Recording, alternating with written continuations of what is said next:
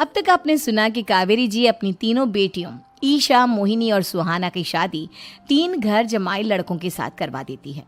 उन्हें लगता है कि ये लड़के शायद घर का कामकाज संभाल लेंगे, लेकिन उनके तीनों घर जमाई बहुत आलसी थे।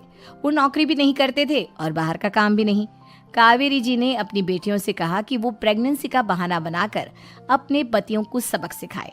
अब सुनिए आगे। मम्मी, आपने जैसा कहा था हमने वैसा ही किया, लेकिन देखिए ना, विवेक का हाल तो वैसा का वैसा ही है। घर में ना सुबह का नाश्ता बनता है और ना खाना। नौकरी पर जाने की बात करूं तो खाने को दौड़ते हैं मुझे। हाँ मम्मी, मैंने भी सुमित को कितनी बार कहा कि अगर नौकरी नहीं करनी तो कोई छोटी सी दुकान ही खोल लो। घर का खर्चा कैसे चलेगा? देखो दोपहर के 12 बजने आए और जनाब अभी तक सो रहे हैं। हाँ मम्मी, ईशा और सुहाना ठीक कहती हैं। अविनाश का भी यही हाल है।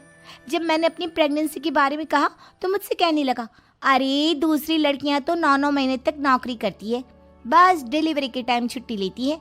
मोहिनी, तुम भी नौकरी करो। अब मुझे कहाँ नौकरी मिलेगी? मम्मी बताओ अब मैं क्या करूँ?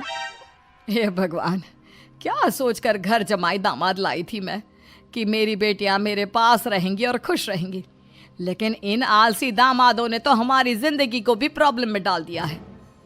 मैं तो कहती हूँ मम्मी, हम लोग वापस अपनी जॉब पर जाना शुरू कर देते हैं। बता देते हैं इन लोगों को कि हमने प्रेगनेंसी का बहाना किया है। नहीं नहीं बेटा, ऐसी गलती भी मत करना। अगर तुमने ऐसा किया तो इन तीनों की आदत और ख़राब हो जाएगी। अरे आज नहीं तो कल कभी तो तुम प्रेग्नेंट होगी, तब वापस यही प्रॉब्लम आएगी। तब क्या करोगी तुम तीनों? हाँ मम्मी, आपकी बात तो बिल्कुल सही है। इन लोगों को तो सुधारना ही पड़ेगा। लेकिन कैसे? अपने बच्चों के आने की खबर सुनकर भी इन लोगों पर कोई असर नहीं हो रहा। पैसे कमाने के लिए घर से बाहर निकलना ही नहीं चाहते ये तीनों। अब मेरे दिमाग में एक प्लान आया है। तुम तीनों चिंता मत करो, उन तीनों को बुलाओ, फिर मैं बात करती हूँ। थोड़ी देर बाद कावेरी जी अपने तीनों दामादों को सामने बुलाकर अपनी बात कहना शुरू करती हैं। अविनाश, सुमित और विवेक, देखो बेटा, मैं ना तुम तीनों से बड़ा प्यार करती हूँ, इसीलिए तो तुम्हें घर जमाई बना कर रखा है मैंने। अरे मम्मी जी, सीधे सीधे कहिए ना, क्या बात है? प्यार तो हम भी आपको बहुत करते हैं। अरे मम्मी जी, आपकी इज्जत भी बहुत करते हैं। अरे भाई, आपके जैसी सास और कमाने वाली बीवी सबको मिलती है क्या? हाँ मम्मी, विवेक और सुमित ठीक कह रहे हैं।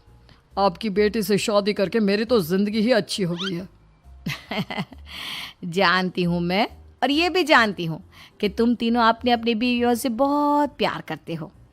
बेटा, बात ऐसी है कि हमारे कुल गुरु ने कहा है कि प्रेग्नेंट होने के बाद मेरी तीनों बेटियां शुरू के 4 महीने हमारे गांव में जाकर रहेगी, जहां मेरे चाचा जी रहते हैं।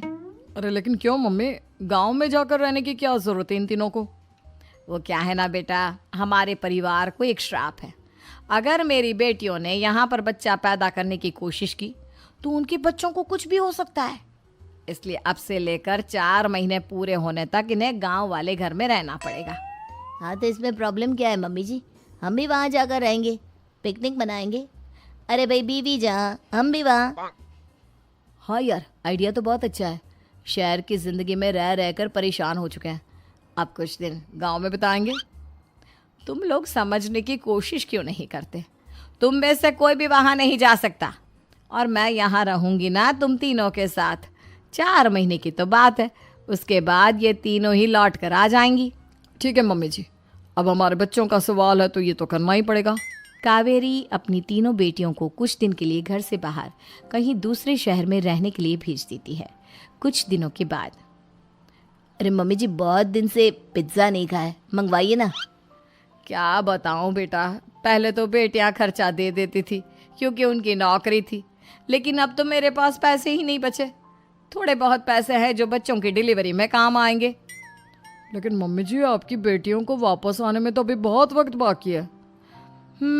वही सोच सोच कर परेशान हो रही हूँ। सोच रही हूँ कल से दूध भी बंद करवा देती हूँ। अब दूध वाले को देने के लिए पैसे भी तो नहीं है ना। अरे नहीं नहीं मम्मी जी, अगर दूध भी बंद करवा दोगी तो मुझे चाय कहाँ से मिलेगी? और चाय के बिना मैं तो मर ही जाऊंगा। क्या करूं बेटा, इसके अलावा हमारे पास कोई ऑप्शन नहीं है। मेरे पास पैसे ही नहीं बचे।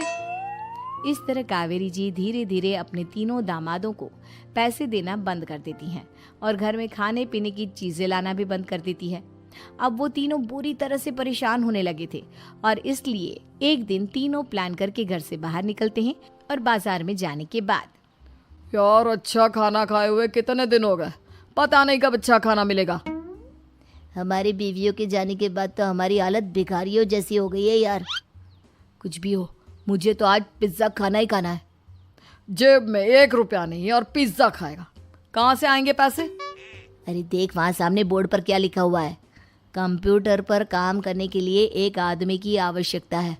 भाई मैं तो जा रहा हूँ, काम करूँगा और शाम तक पैसे लाकर आराम से पिज्ज़ा खाऊंगा। जा जा, तुझे कोई काम नहीं देने वाला, हम तो घर जा रहे हैं। चल भाई सुमित। सुमित और अविनाश वहाँ से चले जाते हैं और विवेक उस कंप्यूटर शॉप पर सारा दिन काम करके 5,000 रुपये कमा कर घर लौट कर आता है और अपने खाने के लिए अच्छी अच्छी चीज़ें भी लेकर आता है। ये देखकर विवेक और सुमित के दिल में भी कुछ पैसे कमाने की इच्छा जागती है। अरे सुबह सुबह कहाँ चल दी है तुम? मम्मी जी एक बहुत अच्छी जगह मिली है, कंप्यूटर पर काम करने के 5,000 मिले थे कल मुझे। अगर रोज़ काम करूँगा तो पूरे 40,000 की तनख्वाह। अरे वाह, ये तो बहुत अच्छी बात है दामाद जी, आपको जाना ही चाहिए। सुमित और अविनाश विवेक को इस तरह तरक्की करते देखकर परेशान हो जाते हैं और वो दोनों भी काम की तलाश में निकल पड़ते हैं। धीरे धीरे उन दोनों को भी काम मिल जाता है। अब कावेरी के तीनों दामाद छोटी मोटी नौकरी करके अच्छा पैसा कमाने लगे थे। एक दिन कावेरी उन्हें अपने पास बुलाती है।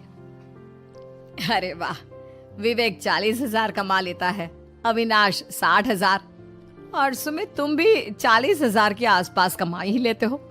कुल मिलाकर तुम अच्छे खासे पैसे कमा रहे हो बेटा। हाँ मम्मी जी, बहुत मजा आता है जब महीने के एंड में मोटी रकम हाथ में आती है। पूछिए मत मम्मी जी, घर में रहकर रोटी बना बना कर और तो जैसा महसूस होने लगा था मुझे तो। हाँ बेटा, तुम तीनों की बात तो बिल्कुल ठीक है और जानते हो अब तुम तीनों की पत्नियां भी वापस लौट कर आने वाली है। लेकिन मम्मी जी अभी तो उन्हें गए सिर्फ 2 महीने हुए हैं, आपने तो कहा था वो 4 महीने के बाद लौट कर आएंगी। ऐसा कुछ नहीं है बेटा, मैं सिर्फ तुम तीनों को सबक सिखाना चाहती थी कि आदमी घर में बैठकर बीवी की कमाई खाता हुआ अच्छा नहीं लगता। इस दुनिया में हर इंसान को मेहनत करनी चाहिए, काम करना चाहिए, चाहे वो औरत हो या आदमी, ताकि अपने परिवार को संभाल सके। कावेरी की बात सुनकर उन तीनों को अपनी गलती का एहसास होता है और कावेरी उन्हें सच बता देती है कि ईशा, सुहाना और मोहिनी शहर में ही कहीं दूसरी जगह रह रहे थे। शाम के वक्त उन तीनों की पत्नियां लौट कर आ जाती है और कावेरी जी का परिवार एक खुशहाल परिवार की तरह रहने लगता है।